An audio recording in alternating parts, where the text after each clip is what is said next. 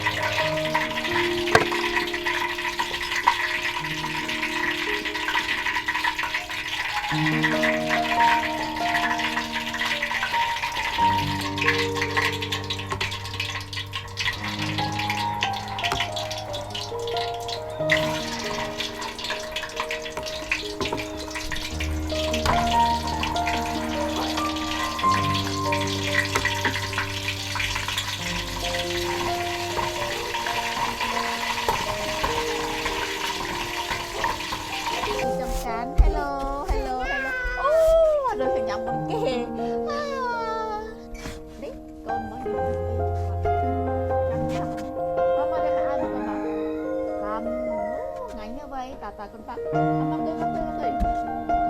ជីណាណាប៉ាហើយប៉ាកូនហើយមើលកូនហើយមើលប៉ា